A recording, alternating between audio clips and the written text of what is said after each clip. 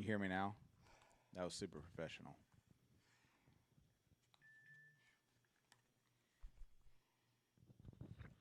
All right, we should have sound now. I did a beautiful intro on that. Do it again. Do it again. I mean, that was a great intro, and just totally just can't even believe. Well, they didn't hear you hassling. I know. Okay. Go ahead. Well, we'll start over. So we got the thumbs up from everybody now, so we're good. All right, so we'll start over. So again, we are here in Shell Point, Florida. We are at North Florida Aquatic Adventures. A good friend of ours, Scotty Pritchard, runs this place. He's got a beautiful house right here. You can see the view behind us. This is right out the front room. I mean, I guess the living room view. My wife and I stayed here back in June, July, and we had a great time. The beach is right down the road. It's like 2 blocks. You can walk to it. Fishing is phenomenal right here. Scotty's got a dock with a canal access right here behind the house. The boat ramp is literally right down the road, so it's super easy, convenient. You can drop your boat in. You can park your boat at the house. You can go fishing right out here in front of us. It's a great setup. So if you guys get a chance, definitely want to check this out. And that is North Florida Aquatic Adventures. Scotty, is Facebook the best way to reach you? Yeah, Scotty's right here in house too. So Facebook the best way to get a hold of him. North Florida Aquatic Adventures. If you want to set something up, sorry, go ahead.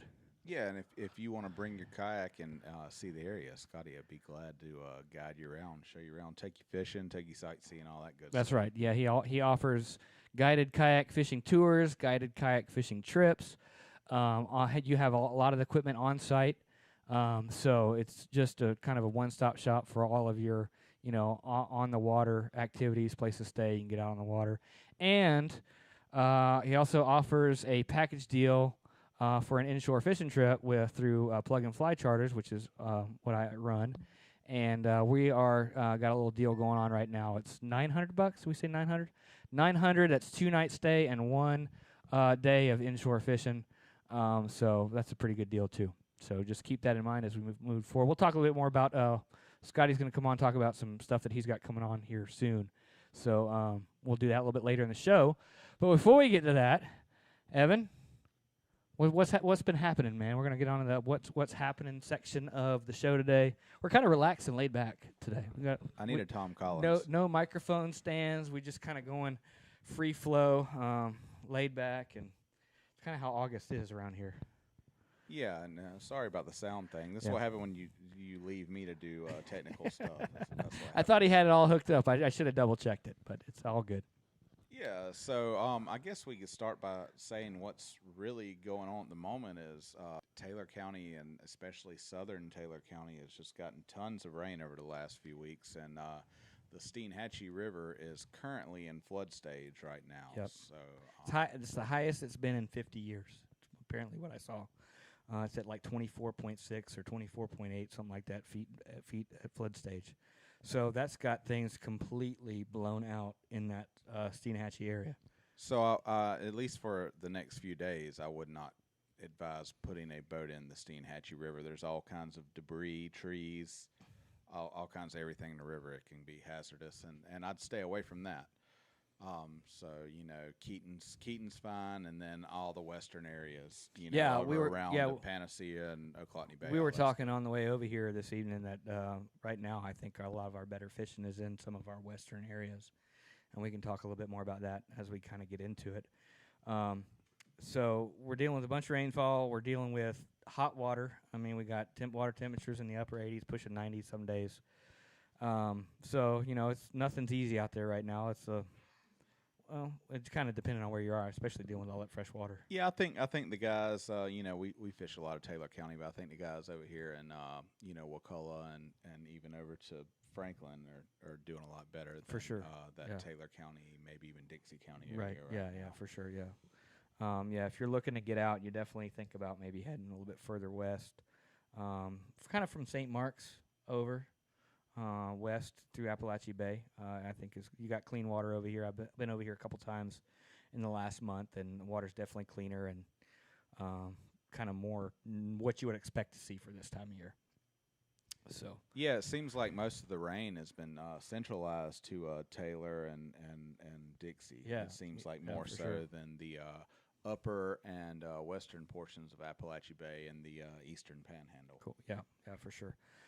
So as far as we can just kind of touch real quickly on our fishing report here for what we've been kind of seeing. Evan, you've been doing a bunch of scalloping. I know that. We kind of got in a little few inshore trips here and there lately. Trout are still holding deep, right? I mean, we're looking at 8 to 10 feet for trout.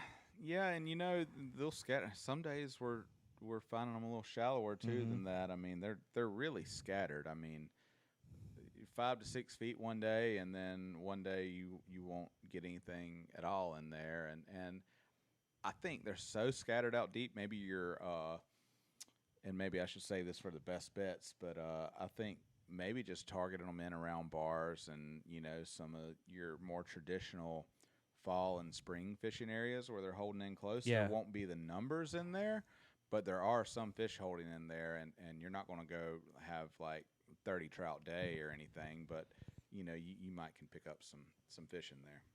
For sure. So that's kind of the way the trout's been. So it's been real hit or miss here lately as far as that's concerned. There's still some redfish around. Redfish kind of are getting into their a little bit fall pattern. There's some fish holding a little bit deeper water, and some days they'll push up a little shallower where you can see them. But it's kind of been hit or miss as far as that's concerned. Now over in the western areas, there's still a good bit of fish around in some of those cuts and bays that are emptying out into the Gulf. So if you're kind of looking for redfish, kind of look for that. Also, bait busting. I know we talked about that last month, but anytime you're seeing bait activity on the surface and bait busting on the surface, and you're in shallow, that's a pretty good indicator that there's some redfish around right there. Yeah, so the redfish are starting to school up a bit. They'll be Yep. roaming around in big groups. They may get busted up depending on boat traffic or whatever. But a good indicator is just look for wakes, and also if you see a wake or just some nervous water and some bait starts jumping, that's probably a good indication that that's some redfish working through the area. For sure. So they'll start schooling up from now through fall, really. Yeah, So, in October, early yeah, November. and that's something that can keep you focused. Also over here, I think over here where we're at now, Shell Point, and right around this area to the west, the black drummer seem to be. Yeah, they're up on the bars. High tide, around that high tide, fish the top half of it as those water covers up on those bars. Those big black drum will push up on those oyster bars as well. Look for them tailing. Look for them tailing. Look for little surface disturbances. What do you think on targeting the black drum? What's the best way to go about it? Obviously the best success you're going to have is fishing anything that's either cut bait or crabs. Well, obviously they're up there looking for crabs, Bust a shellfish crab in anyway. half. Right. So, bust a crab in half, fiddler crabs, or anything that's going to put Shrimp. off some scent. Shrimp work well as well. So any of that stuff is the best way to ensure that you're going to get a bite. If go ahead. I was going to say, now, if you want to sight fish them, which that's a great opportunity to do that, too. Those fish are pushed up. They're shallow. They're big. They tail. It's a great sight fishing opportunity.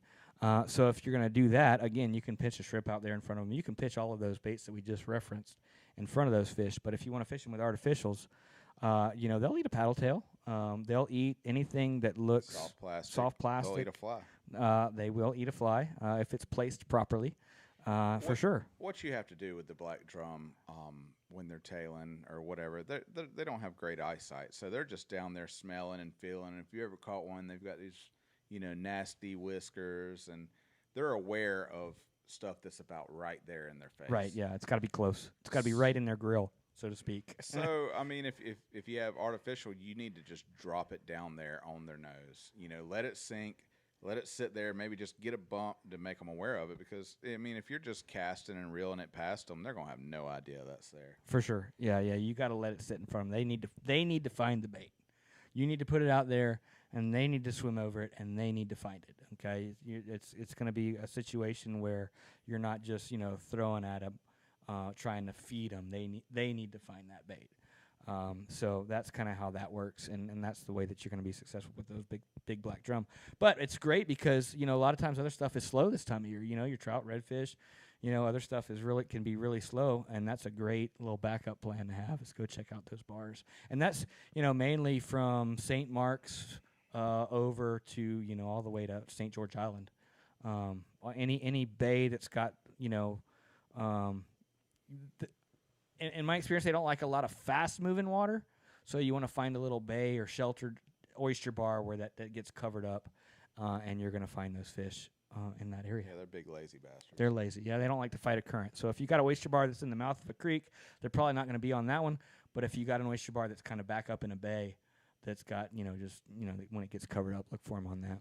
And the fishing in August is can be slow. I mean, there's good days and there's bad days, but there's a lot more bad days mixed in than the average month. Yeah, for sure. So just go out and prepare to grind it a little bit, and if you're going fishing. Yeah, you can definitely have some grinded out days in August, and then as we get into September, that'll start to change. But I'm ready for September. Yeah. We're only 10 days into August. I'm ready for September. Yeah, Al Murphy just dropped a question that's relevant. He said, "Are black drum edible?" Yes. The small ones. Smaller ones. Yeah.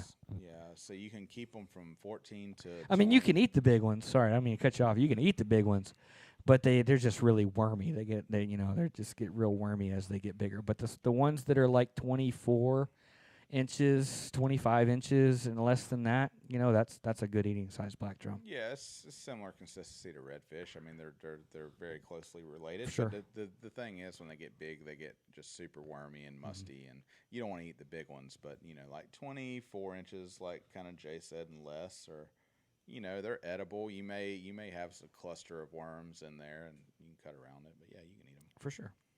All right, so that's kind of what's happening now. What you can kind of expect to see when you get out there on the water. As always, Evan, we kind of get off a little bit too. We kind of talked about this on the way over here.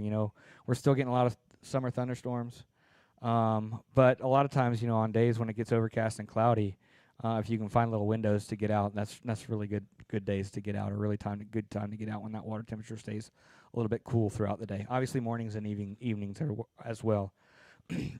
Are what I'd focus on. So that being said, we are going to transition now into our best bets, sponsored by Nowhere Grill. Nowhere Grill is on Keaton Beach Road, on the left side of the road down there when you're getting down. About halfway down. If you're going towards Keaton Beach on the beach road. It's literally in the middle of nowhere. It is, Hence the name. But it's phenomenal food, phenomenal atmosphere. You got outside seating. It's funny to me, Evan. They got outside seating, but it seems like even when you sit outside, there's never any bugs. No, they got a good setup there. It's cool. It's shady. They got fans. They got fans. They got the citronella candles going. They do a really good job of keeping the atmosphere clean and comfortable. Music usually on Thursday, Friday. Karaoke Thursday night, live music generally Friday and Saturday. Yep. So that's kind of the spot to go in Keaton Beach if you're staying in Keaton Beach or the area. I know a lot of people are driving up from Steenhatchee to go to Nowhere Grill as well, but it's a phenomenal place to eat good food, and everything there is cooked fresh to order. And tell them you heard about it by watching this. For sure. Absolutely. So that is our best bet. So, Evan, you're going to start off with our best bet for August. My best bet for August is you guys can come scalloping with me. I'll take you scalloping. I mean, I'm still finding some. It's a little tricky out there. You may need a guide. It's not just go out there. No, that's and true. I mean, anchor. you can't just go out there right now and find some scallops. You definitely need somebody to show you where they're at. No, that's for sure. And he thinks it's hilarious.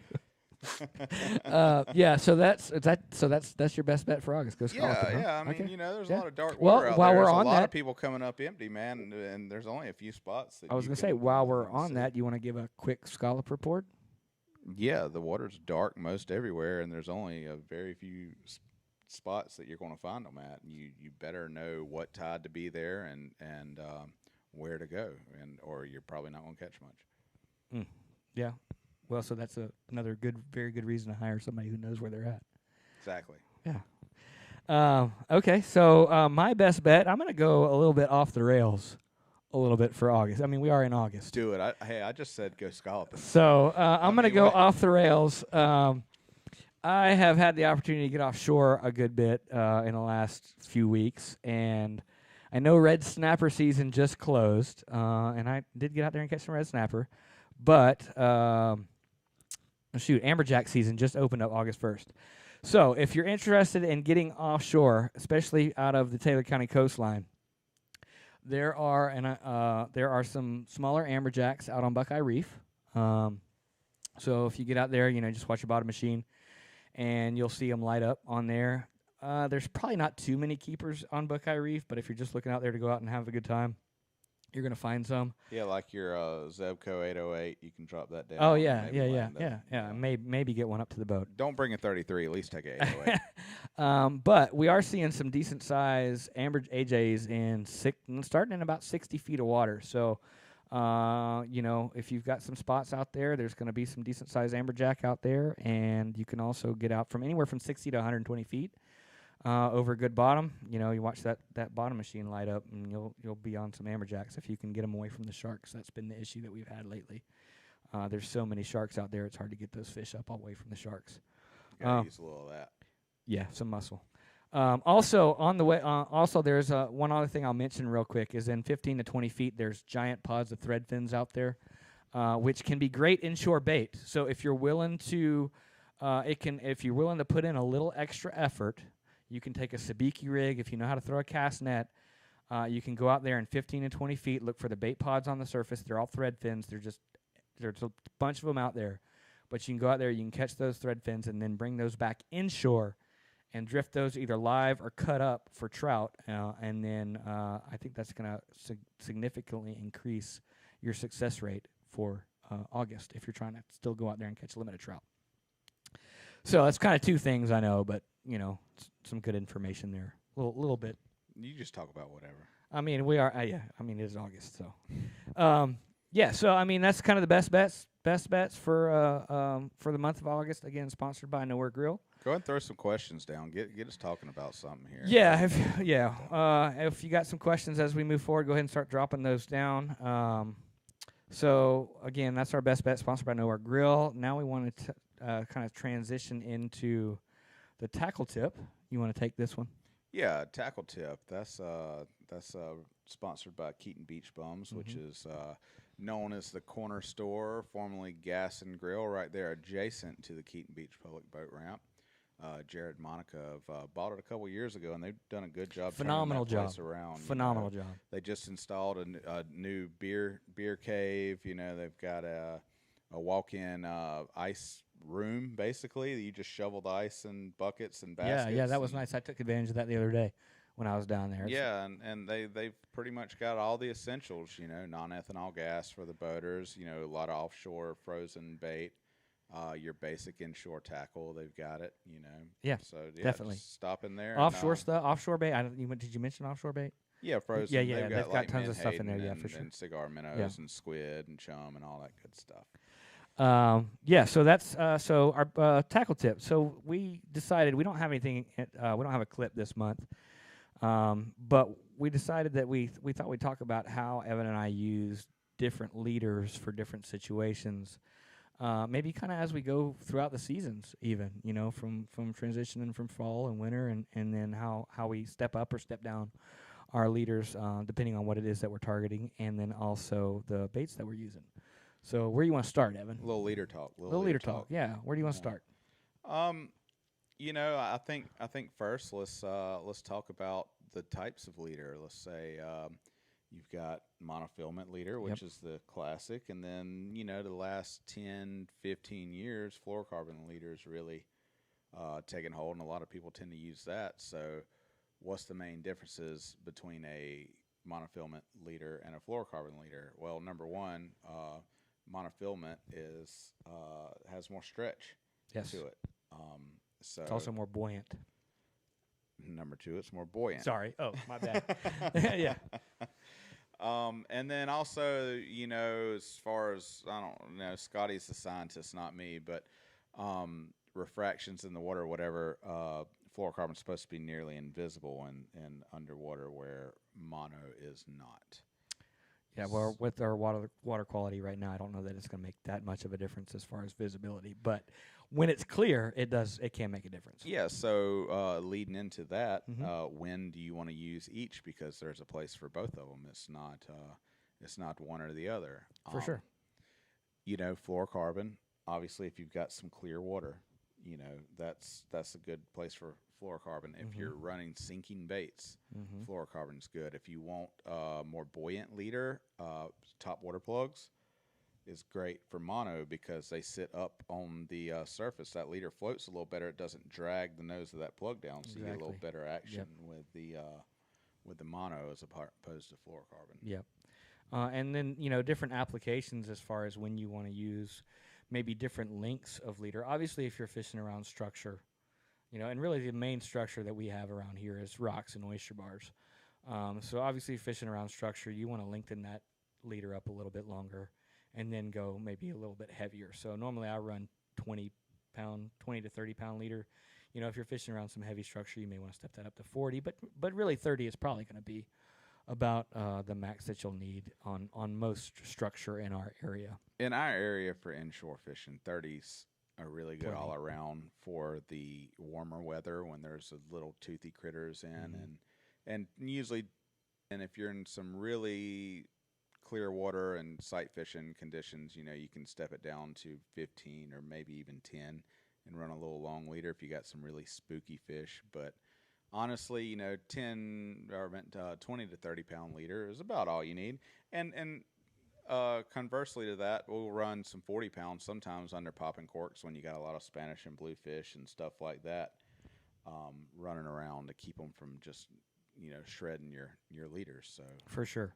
And then if you got some sight fishing applications in our area, typically you're sight fishing where there's clear water.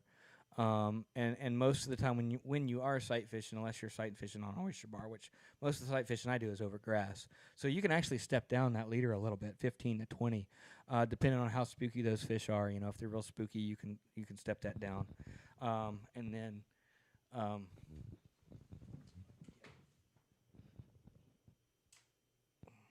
You can so having all kinds of issues tonight. yeah, we're doing well tonight. All right. So yeah, you can step that down for sight fishing a little bit, especially on the grass. If there's not a lot of structure, I'll use 15. Sometimes I'll even step down a 12-pound test, depending on how spooky those fish are. Yeah, and run longer leaders. Yeah, longer leaders. Another thing you can talk about leaders is how to connect that to your main line. Typically, I'm never running a leader that's more than 2 feet for the most part, and I just got a lot of confidence in a double uni. I don't know that I've ever had a double uni fail on me, so that's kind of my go-to knot as far as connecting my leader line. I know it doesn't go through the guides as well as some other knots, but I know I can knock it out in a few seconds, and it's a good strong knot, and it holds for me, and that's kind of what I use is pretty much a double uni. So I'd say most of the time I do the same because it's just in our area. It's just not with the fish we're catching and the watercolor and the situations. It just doesn't require much more than a couple feet, if that, 18 inches. So yeah, double uni is usually fine because you're not reeling that leader knot up into your guides. Now, for sure. if you want to run a longer leader, if you got some spooky fish or whatever, you can go with a FG knot, which is great, and that's going to make a lot slimmer profile to go through your guides. Or shout out Topwater Matt. He runs a crazy Alonzo, which I have no idea how to tie, but he talks about it all the time. So you can look that one up. I might have to look that one up. Yeah, and and like a bimini twist too. You can do that. Yeah, you want to pre-tie those usually. That's not a knot you want to try to do out on the boat. But all these, YouTube. Look them up on YouTube. For sure. There's so many knots you can tie. Yeah. And, what about for running a leader under a popping cork? Is there something that you like or do or a certain pound test or type of leader that you like to use? Well, it depends on the time of year. Generally, when we're running popping corks, it's in the summer or warmer weather when there's some toothy fish around, so you got a chance of hooking a bluefish or something like that. So I generally run 30 to 40 pound under a popping cork, mostly 30. If you're throwing them in the late fall where there's nothing but redfish around or trout and you're not worried about it getting cut, 20's fine. Yeah, for sure. All right, I think that's about. Unless you guys got some other leader questions that you want to throw up there real quick, feel free to do that.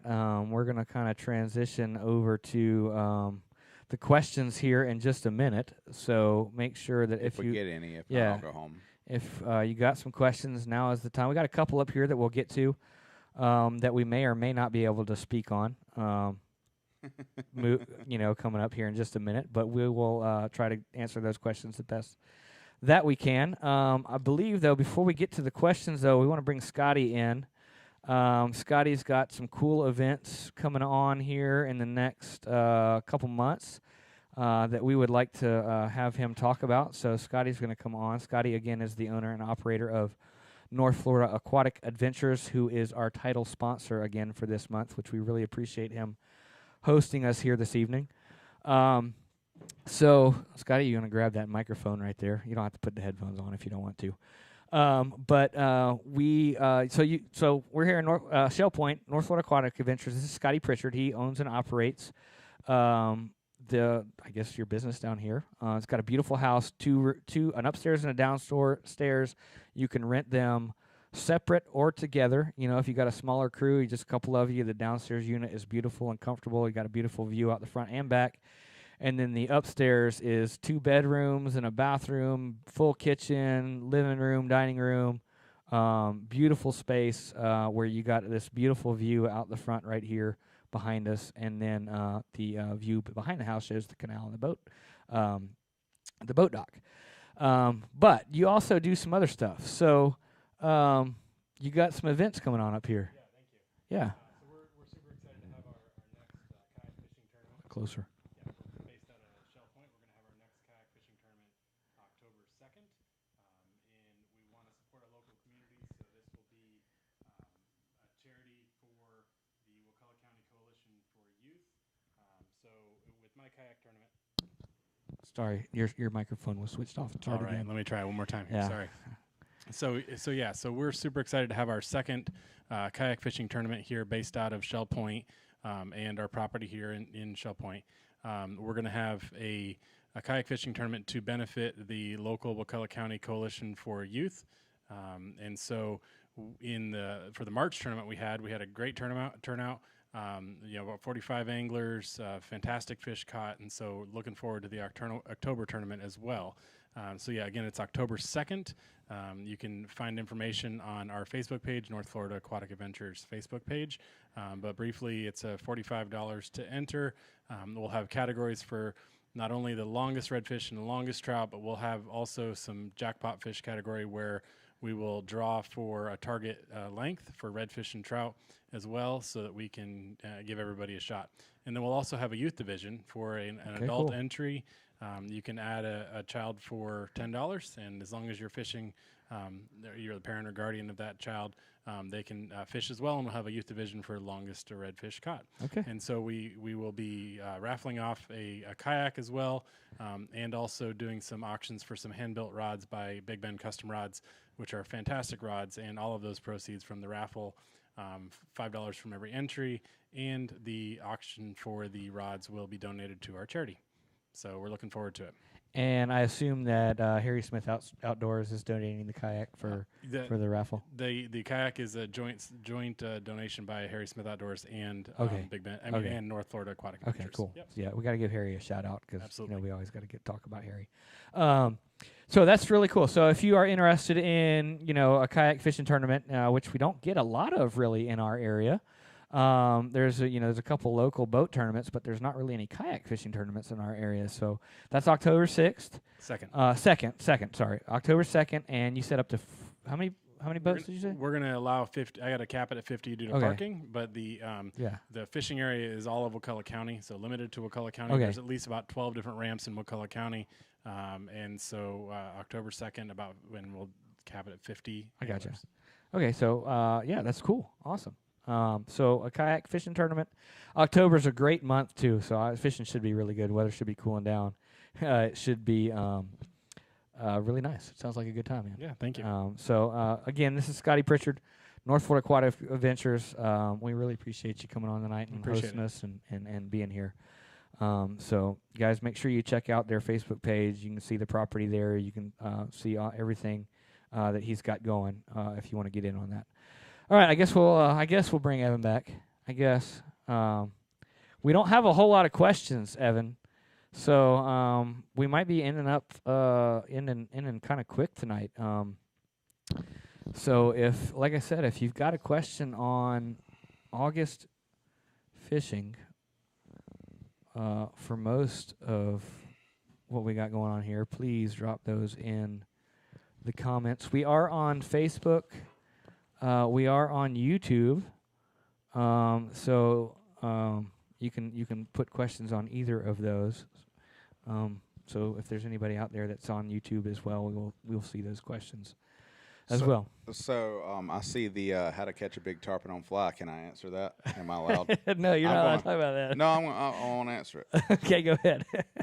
This is Sloan Howard too, which is one of my clients. He's a good dude, but I'm sure this is more of a yeah. Go ahead, answer the question. Can I answer the question? Yeah. Sorry. Go ahead. If you go put it in Alligator Harbor and you run out of the harbor, look for a green Hell's Bay skiff and set up directly to the east of him. You'll be in good position. Yeah. Okay. I mean, technically that would be a good way to do that, but you might not like the wrong. It's not wrong. It's not wrong, but you might not like the result or the end result of that effort.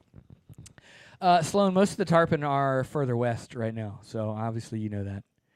All right, so I see Michael Ammon's trying to answer our questions. Well, he can. I mean, we he's just need to put Eamon on here. Yeah, I guess we just need to have Eamon come on and just answer all these questions for us. Where was the question he was answering? Someone said something about bigger big trout. Big yeah. trout were missing their plugs. Says explore outdoors North Florida. Big trout will knock the topwater all around, but can't get them to take it. Thoughts? You got any thoughts on that, Evan? Slow down the presentation maybe a little. Give me a little bit more time. I don't know. Like, are you running trebles, inlines? I mean, yeah. What? I mean, with trebles, I don't really know. I feel like you. I don't know. It could much be. You can do about that. Are we sure they're big trout? Because usually when a big trout knocks a topwater plug, they don't miss it. I mean, are they more short? Than once? But when you like you're saying, if you got short trout, a lot of times they'll. Yeah, or if they're short striking, but if you're saying it knocks the topwater plug all around, that alludes that they're actually nailing the topwater plug. They're not just coming up and popping at it. Right.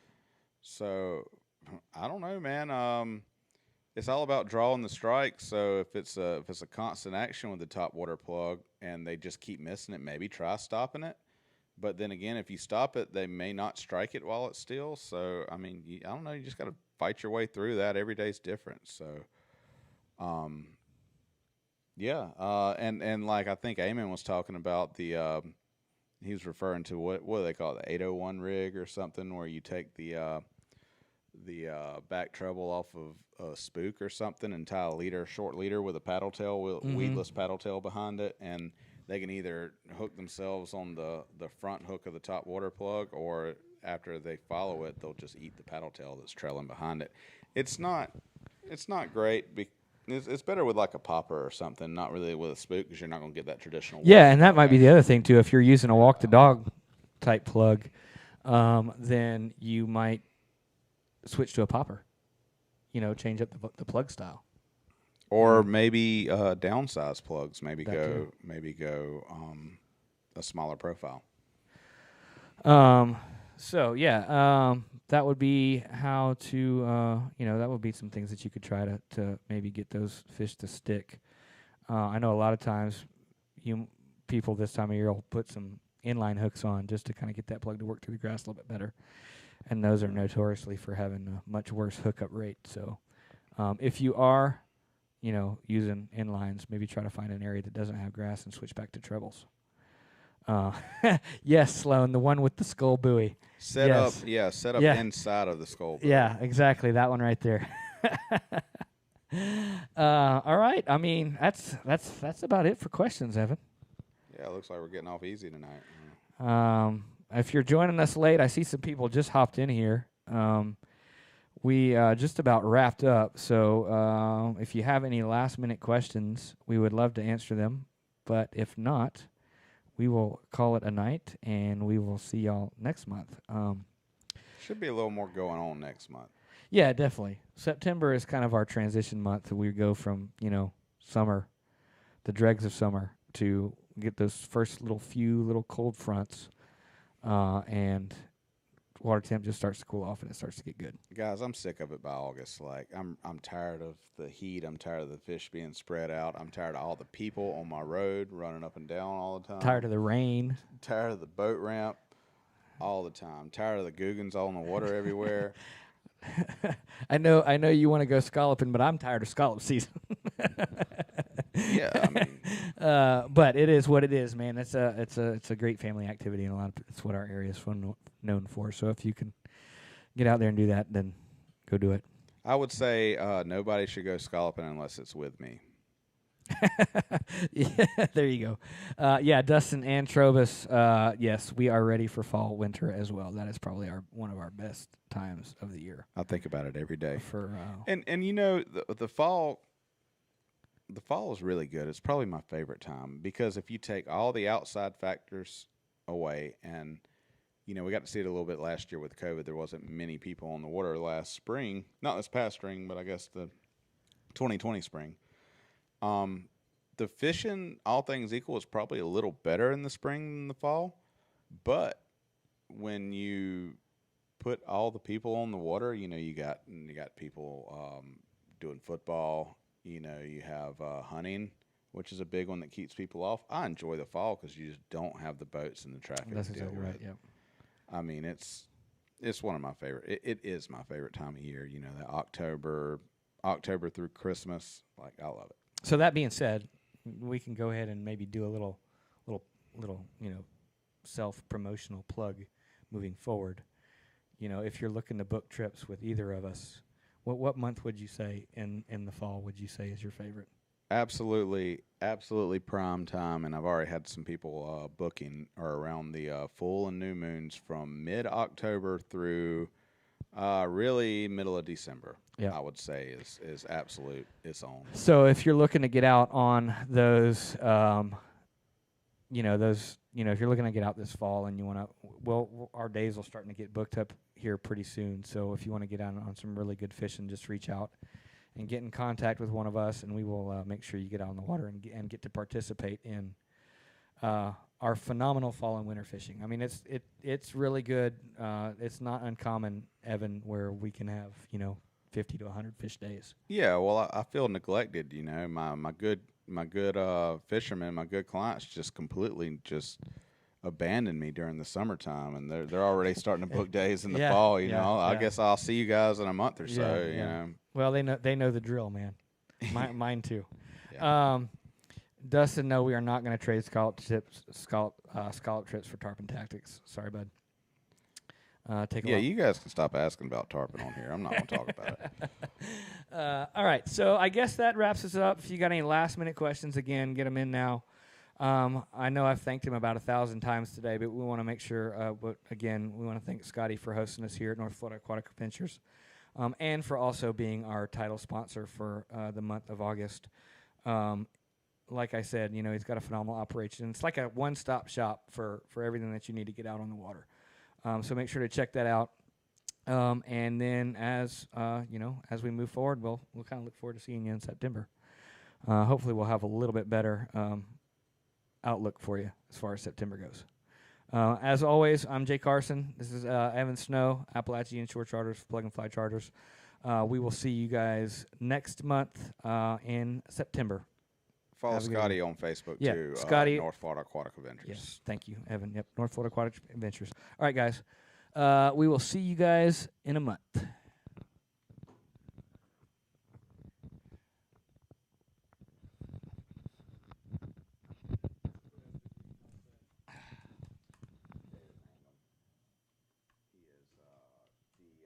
Most notorious, well-known tarpon fisher. I wouldn't call him that.